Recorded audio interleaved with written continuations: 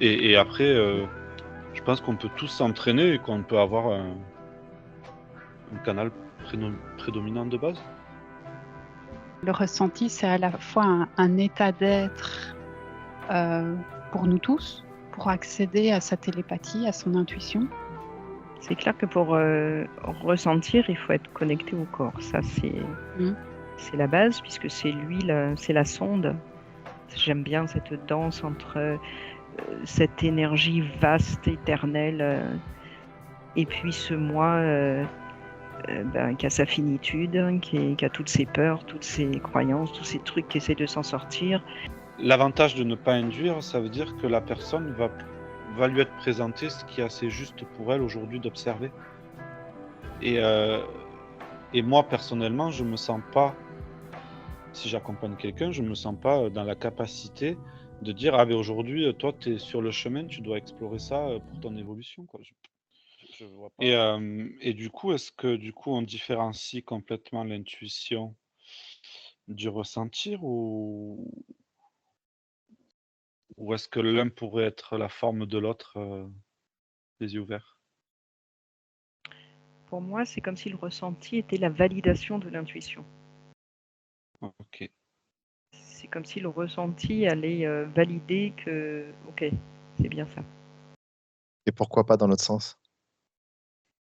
Pourquoi c'est pas l'intuition qui validerait ton ressenti?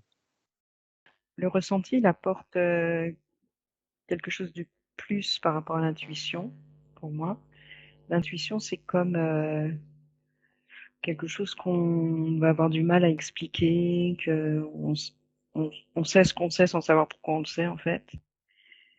Et le ressenti est plus palpable. Je ressens, j'ai chaud, j'ai pas chaud, je vois des couleurs ou mon corps vibre d'une autre façon. Il y a quelque chose de plus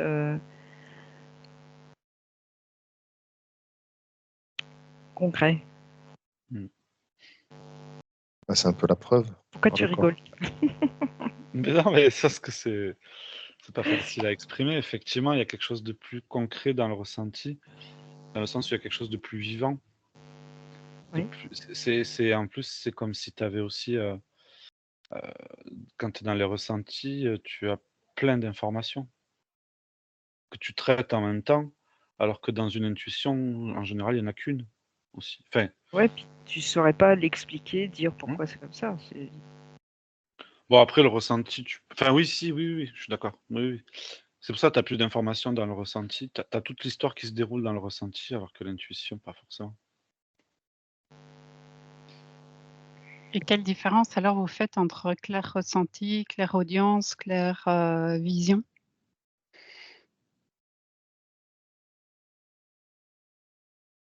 Entre les trois? Mmh. Il y en a plein d'autres.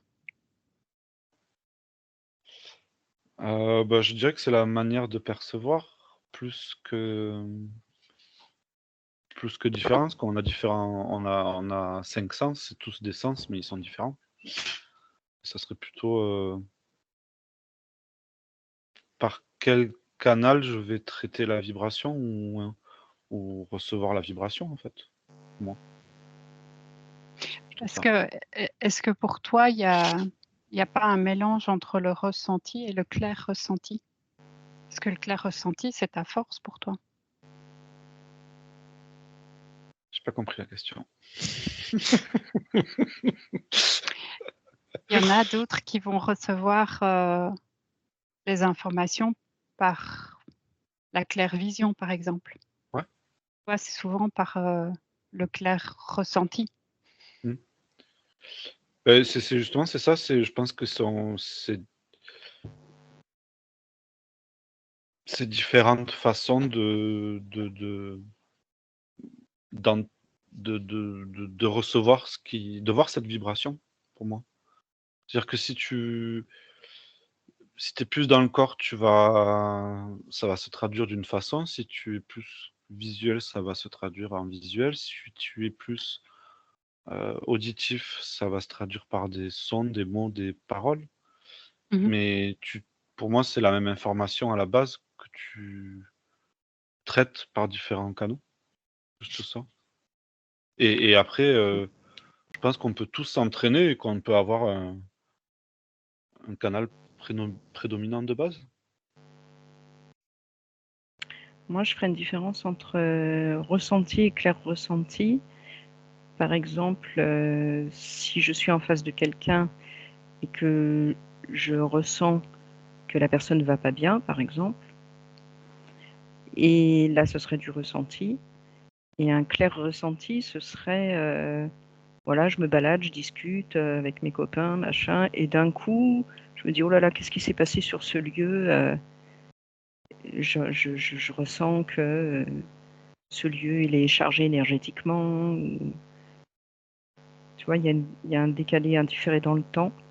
La différence entre je ressens ici et maintenant l'autre qui est en face de moi, et le clair ressenti comme quelque chose qui est un peu différé, qui est au-delà de ce qui est à ressentir, puisque si je me balade, je suis avec mes potes, on rigole, et d'un coup, waouh, qu'est-ce qui se passe là? Donc le mot clair, tu t'en sers pour parler de quelque chose qui est au-delà de ce qu'on vit dans un espace précis et un temps précis. Un temps présent et un lieu actuel. Le mot Ben, clair pour moi, clair, c'est comme intuition appliquée au ressenti, ou intuition appliquée à vision. Comme disait Michael, c'est intuition Un qui canal. suit un canal particulier, une modalité particulière. D'accord. Et donc, tu te balades, tout ça, et tu arrives dans un lieu où tu dis, oula, c'est chargé ici, je sais pas ce qui se passe, mais... Donc, c'est intuition, parce que, en vrai, il se passe rien, tu es avec tes copains, tu es là. Mais il s'est passé quelque chose dans le temps, tu ressens quelque chose qui est chargé. Donc, pour moi, c'est intuition. Je sais quelque chose sans savoir pourquoi je le sais, mais là, il y a un truc. Mais en ressenti, ça peut être visuel, ça peut être auditif, ça peut être oh là là, j'entends, il y a des gens qui ont crié ici dans cette salle, j'entends des cris. C'est la différence que je ferais entre les deux. Et moi aussi, je suis dans la même perception. C'est comme si l'intuition, c'est une information directe et instantanée, et elle passe par un canal qui est plus ou moins prédominant en fonction de qui on est. Et puis, c'est des canaux qu'on peut développer, qu'on peut apprendre. C'est sûr qu'il y en a qui ont des prédispositions. C'est comme apprendre le piano. Par contre, dans le ressenti, pour moi, il y a encore d'autres informations, parce que pour le ressenti, pour moi, c'est être connecté apprendre à ressentir, c'est être connecté à son corps. C'est apprendre à ressentir l'état dans lequel on peut se mettre. Et là, on arrive à l'ouverture de conscience, l'expansion, et le ressentir dans tout son corps. Et c'est dans cet état-là qu'on ouvre les canaux finalement. Donc, le ressenti, c'est à la fois un état d'être pour nous tous, pour accéder à sa télépathie, à son intuition. Et quand on accède à sa télépathie, son intuition, on peut utiliser l'un ou l'autre canal en fonction de ce qui se présente finalement à accueillir. Donc il y a différentes informations, je trouve, derrière le mot ressenti. Très bien expliqué. Et il y a aussi ce que tu disais, Michel, ressentir l'autre, c'est encore une autre partie du ressenti.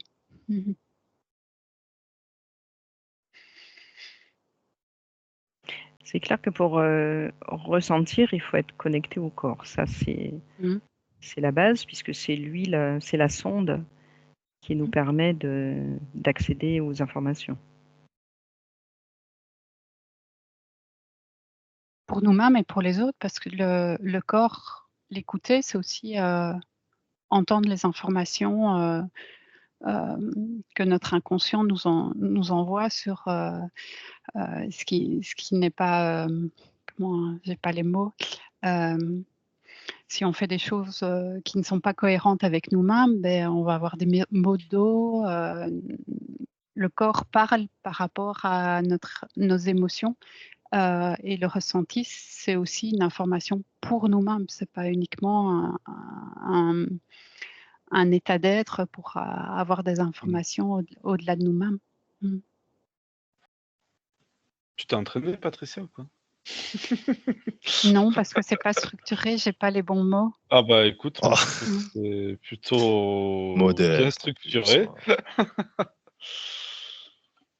Non, chouette. Non, non, je suis content d'être venu parce que j'apprends beaucoup de choses. Non, franchement, il y a pas grand-chose à enfin moi je rajouterais pas grand-chose de plus parce que c'est simple et c'est ouvert comme explication. Moi, j'ai envie de dire en plus que ça paraît naturel de ressentir son corps, mais c'est naturel, mais ça peut avoir été pas mal bridé en fait. Et il y a comme un petit décrassage à faire pour ressentir. Il y a plein de gens qui te disent oh là, la journée que j'ai passée, j'ai même pas eu le temps d'aller aux toilettes aujourd'hui. Voilà, c'est-à-dire que les gens ne sont pas connectés à leurs sensations physiques, ils mangent beaucoup plus que ce qu'ils n'ont faim, ils grignotent même quand ils n'ont pas faim, ils vont pas aux toilettes alors qu'ils ont envie d'aller aux toilettes. Il y a cette écoute du corps, ça va être la base en fait pour développer ces ressentis. Si déjà sur les besoins physiologiques de base, on n'est pas clair dans ce qu'on ressent en conscience, du coup ça va être compliqué d'essayer de ressentir plus et d'aller en télépathie et autre chose. Il y a une base, pour beaucoup de gens ne sont pas connectés à leurs ressentis. Ils sont fatigués mais ils vont pas se coucher.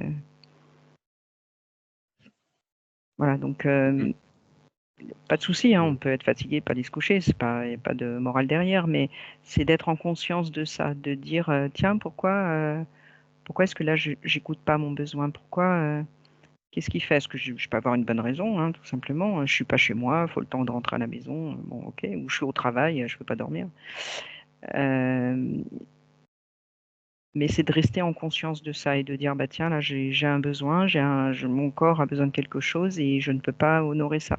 Déjà rien que d'être en conscience de ça, on a validé le ressenti et du coup comment je pourrais dire, on va muscler un peu notre canal de ressenti comme ça.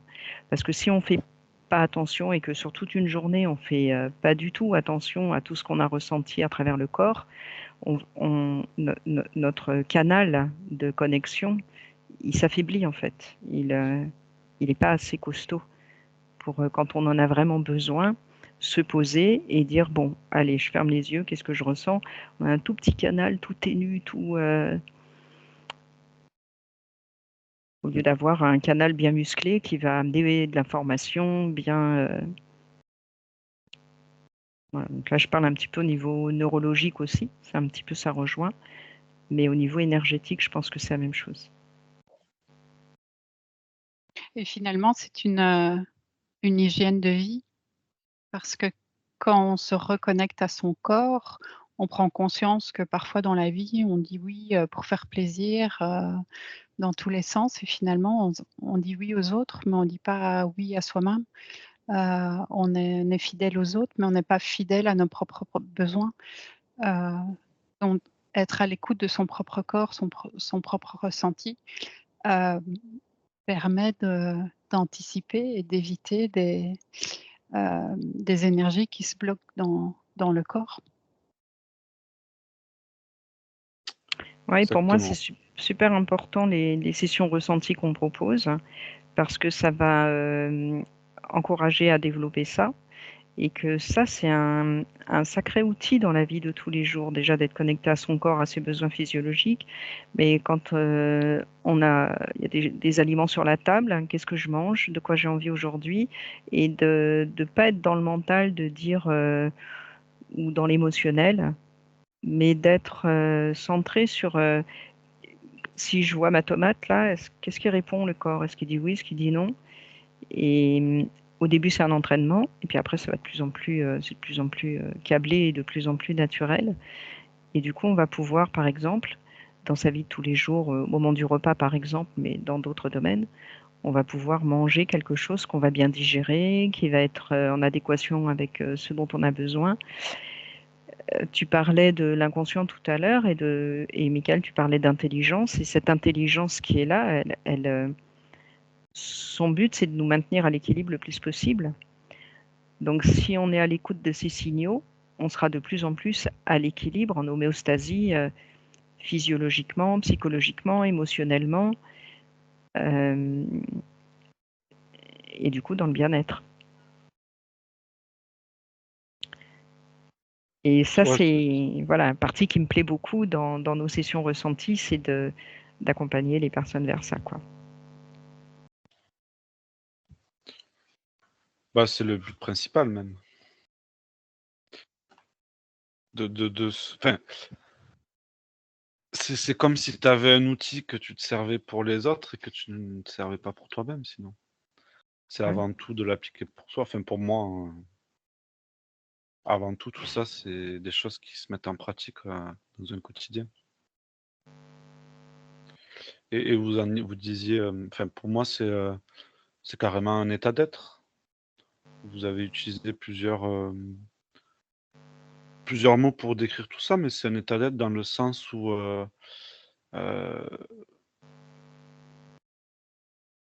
je me mets dans la situation adéquate pour pouvoir être réceptif à tout ça, en fait. Être ouvert, tout simplement. Et du coup, c'est plus une chose, tu disais, Michel, quand tu parlais de canaux à muscler, pour moi, c'est plus une chose à rééduquer qu'à éduquer. Et parce que je pense que c'est quelque chose qui est assez inné et qu'on met plus souvent en pratique des choses ou des comportements qui empêchent cette relation au corps.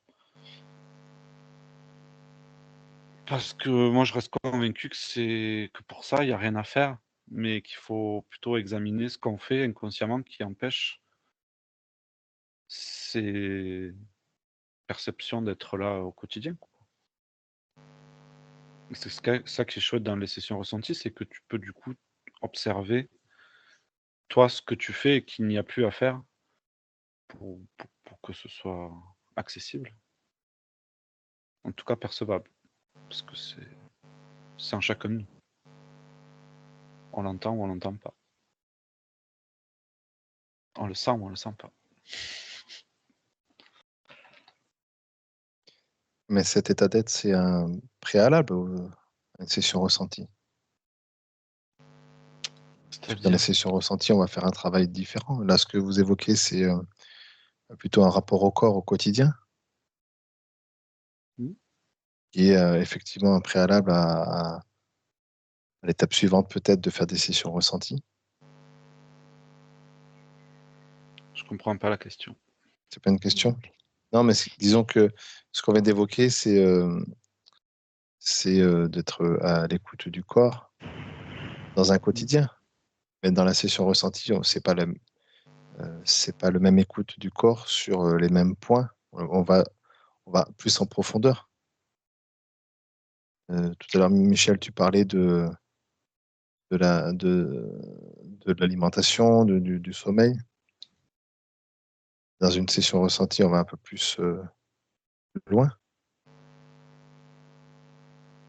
Une question. La dernière session ressentie qu'on a faite à deux, la personne est arrivée en disant qu'elle était beaucoup dans le mental et elle avait peur de ne pas dépasser les pensées, blablabla, tu vas pas y arriver, t'es pas capable ou je sais pas trop. Et qu'on a conduit la session. Et le fait de porter attention sans chercher à faire quoi que ce soit, mais juste observer la circulation de l'énergie, plusieurs fois on l'a ramené juste à ça. Et en fait, elle s'est rendue compte que de laisser l'énergie circuler, on va dire, toute seule, sans contrôle, et simplement d'observer. Et avec le message, tu peux être là, vas-y, c'est OK. Qu'en fait, l'énergie se dilue et s'expand. Et le message qu'elle en a reçu, qu'elle en a tiré de cette expérience, c'est de se dire, du coup, pour que le mental s'apaise, j'ai juste à me laisser être. Donc, comme tu dis, évidemment, ça va beaucoup plus loin que de choisir tomate ou concombre, évidemment. Mais ça rejoint quand même. Bien sûr, oui, bien sûr. Ça rejoint. Ouais. Et donc, cette perception qu'elle a eue, et elle est repartie avec ça, ça peut lui être super, super précieux dans son quotidien, et pour bien s'alimenter, et pour bien dormir. Et là, en l'occurrence, il y avait comme un blocage émotionnel. Et juste en observant cette énergie qui était bloquée, tout s'est défait, tout s'est libéré en fait. Et c'est à partir de ce moment-là où l'expansion a commencé à s'opérer que, avant de prendre conscience et de poser son attention sur cette tension qu'elle avait à l'intérieur d'elle, elle luttait contre et elle était dans la douleur, dans la tension, et du coup dans le mental. Qu'au moment où elle a commencé à se poser, elle a observé que cette énergie était en mouvement.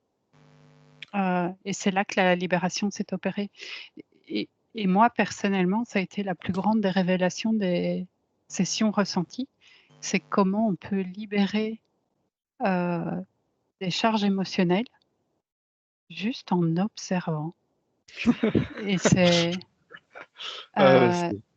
ça demande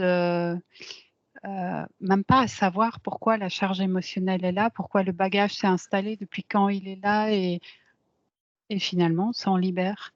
Ça fait partie aussi de l'hygiène de vie. À partir du moment où on a compris ça, ça veut dire qu'au quotidien, j'ai un mal de dos, je m'autorise cet inconfort et aller me poser dans cet inconfort. Et j'observe ce qui se passe. Et les libérations, des libérations peuvent s'opérer. Évidemment, parfois, c'est pas évident tellement la douleur est là et on a besoin d'être accompagné. C'est comme se mettre en état d'ouverture de conscience, en état d'expansion. C'est plus difficile parfois de le faire seul. Et voilà. C'est intéressant aussi par moment de se faire accompagner pour ça. Ce que je trouve intéressant dans les sessions ressenties justement, c'est qu'on on observe ce fonctionnement-là dont on comprend le sens après, qui fait que notre quotidien va forcément changer après ça. C'est-à-dire que c'est pas quelque chose que je vais décider de mettre en place par la suite parce que je l'ai compris. C'est quelque chose qui va venir s'installer presque naturellement parce on a vécu quelque chose à l'intérieur de nous et qui a créé une compréhension et qui du coup, ce fonctionnement, il est juste, observé et après il demande qu'à on le laisse se réaliser, en fait et c'est observer dans ces sessions ressenties, on observe qu'est-ce qui fait que, naturellement, on ne permet pas à l'énergie de circuler et tout ça, on l'observe donc c'est après une session ressentie, pour moi, les gens, ils ont même pas de devoir à faire, tu vois? Comme ou s'exercer ou quoi que ce soit. C'est la chose dans leur quotidien, avec ce qu'ils ont vécu, il y a quelque chose qui, à un moment donné, ça va basculer et il va y avoir une nouvelle appréhension des choses qui va se créer naturellement. C'est ça qui est chouette. Oui, mais Vas-y. sans parler Ouais, de devoir, ils peuvent aussi l'utiliser consciemment. tout à fait. Ah mais Tu tout à vois, fait. de se dire ah oui, la Pour moi, c'est session même pas ressentie. l'utiliser consciemment, c'est plutôt, se mettre dans un état d'être qui permet cela, en fait, de Oui, se c'est ce que produire. j'appelle Mmh. utiliser consciemment. C'est-à-dire, Ouais. ce que j'allais dire, c'est comment ça s'est passé à la session ressentie. Est-ce que je me remets dans cette configuration, dans cet état, et je regarde ce qui se passe. Et c'est comme un outil qu'on va faire consciemment ou pas. mais consciemment jusqu'à ce que ce soit de plus en plus naturel et inconscient. Naturel. Je sais pas si ça devient inconscient, mais en tout cas naturel. Là, on le fait sans, peut-être par automatisme. Ça va se faire tout seul en fait, comme de respirer. Et concrètement, vous voulez dire, par exemple, si un événement se présente à moi, que j'aurais plus le réflexe ou l'intuition de l'accepter, si c'est pas plaisant, plutôt que de lutter contre et du coup plutôt de l'observer pour ce qu'il est et ce qu'il évoque, cet événement. Est-ce que c'est ça dans le quotidien? Oui, ça peut être ça, ouais. Pour moi, c'est un peu comme surfer une vague, lutter contre la vague, parce que sinon tout se bloque. On a mal, on part dans la machine à laver de la vague. Mais de se dire cette vague, elle est là, j'ai quelque chose à en apprendre, l'accueillir, la traverser, ce qui n'est pas toujours évident et confortable. Et l'énergie circule du coup. Donc c'est à la fois pour les événements qu'on rencontre dans notre vie, vaut aussi pour les émotions. L'émotion, c'est de l'accueillir, la reconnaître et observer le cheminement qu'elle fait. Je pense qu'il y a une autre dimension aussi, c'est zéro intention, c'est un état d'être. Et si j'ai mal quelque part, j'ai mal à la tête et je dis je vais me mettre dans cet état, comme ça j'ai plus mal à la tête. On n'est pas dans l'état d'être, c'est le mental qui guide. De se dire j'ai un mal de tête, je me pose et j'accueille mon mal de tête et j'observe ce qui se passe. Ça prend 10 minutes, ça prend 10 minutes, ça prend une demi-heure, ça prend une demi-heure, ça prend plus, ça prend plus. Observer ce qui est à l'œuvre en fait. En tout cas, c'est ma perception. Ouais. Et du coup, pour en arriver à la télépathie, c'est la télépathie, c'est un peu comme si tu te servais de cet outil, enfin pour moi en tout cas, mais pour des raisons non essentielles. Je sais pas comment l'expliquer. Pour moi, c'est la télépathie, c'est si moi je décide d'aller chercher de l'information sur un sujet. Tandis que cet état d'être, il peut être, je suis en état d'ouverture, tu l'as dit, et d'accueil qui fait que je prends tout ce qui est là. Alors qu'en télépathie, c'est pas forcément le cas. Tu peux orienter, ton regard. Tandis que en état d'être dans les ressentis naturels, c'est pour ta vie de tous les jours, quoi. Ton instant présent.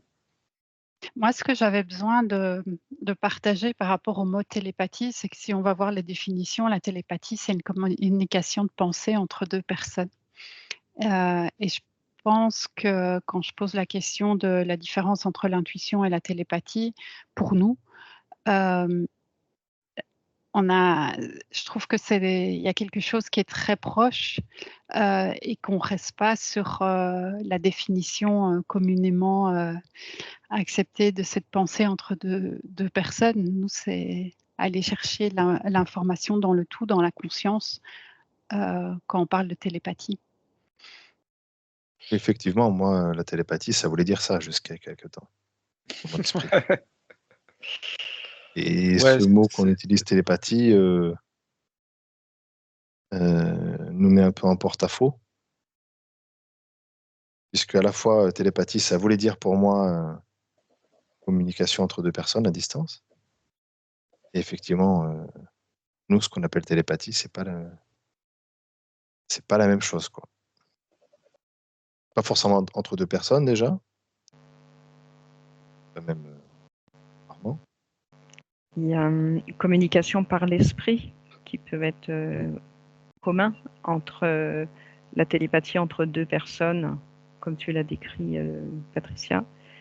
Et ce qu'on fait nous, ce serait communication par l'esprit ou communication avec la conscience, où on pose des questions, on a des réponses, il y a des informations qui nous viennent. Et c'est pas des mots qu'on entend dans nos oreilles ou c'est pas des images qui sont là devant nos yeux. C'est vraiment au niveau de l'esprit que ça se situe. Et peut-être que c'est là où télépathie, ça a du sens même aussi pour nous. C'est que ça se passe au niveau de l'esprit. Et finalement, alors la nuance entre intuition et télépathie, il y a comme une forme de dialogue de notre conscience, de notre esprit avec quelque chose de plus grand, et que l'intuition, c'est comme si c'était un sens unique. On a une information immédiate et instantanée qu'on reçoit dans notre quotidien. Ça serait ça pour vous? Je suis embêté avec ces concepts. Ouais, moi je suis embêté avec ce mot télépathie en fait, parce que même là, tu vois, où on a bien expliqué, tu as donné la définition, et le problème de ces. Enfin, là je vais prendre plus large, mais le problème de ces. Ou l'avantage de ces sessions ressenties et de l'exploration en télépathie, c'est que pour moi, tous les mots que j'ai rencontrés avant l'expérience de la télépathie, ils avaient une. Aujourd'hui, ils ont comme une dimension en plus, une couleur vibratoire, une empreinte vibratoire qui fait que même moi, des fois, il y a des mots que j'utilise plus de la même façon dans mon quotidien parce que c'est comme si ça crée une dimension en plus de définition. Enfin, comme si le mot avait une dimension en plus pour moi. Donc du coup, traiter 2 mots comme ça, avec une définition sur le dictionnaire, une définition de l'idée de ce que s'en font les gens, plus la définition, du télépathe, ça c'est très compliqué de Et donc justement, avec tes mots, dans ta compréhension et dans ton exploration, qu'est-ce que l'intuition et qu'est-ce que la télépathie? Beh, moi, j'aime beaucoup quand Michel dit, si on remplace, la définition du dictionnaire par, esprit à la place de pensée, du coup, parce qu'on assimile qu'il y a que l'homme qui est capable de penser. Mais si tu passes dans l'esprit, effectivement, tu entres en communication avec, un esprit unique ou un esprit différent, peu importe, et du coup, tu es dans une notion de non-séparation qui fait que tu plonges dans un univers dans lequel l'intuition ne te permet pas d'aller. L'intuition, ça va être juste tu vois, un petit coup de vent qui va te caresser la joue ou une goutte d'eau qui va te dire: «Attention, il va pleuvoir», mais t'es pas sous l'orage, quoi. Tandis que quand je suis dans cet état-là, je suis immergé dedans. C'est à l'intérieur de moi, c'est à l'extérieur de moi, je suis à l'extérieur de moi et en même temps, le tout se joue en moi. C'est là où je ferai la différence entre intuition et télépathie. La télépathie va bien plus loin que l'intuition.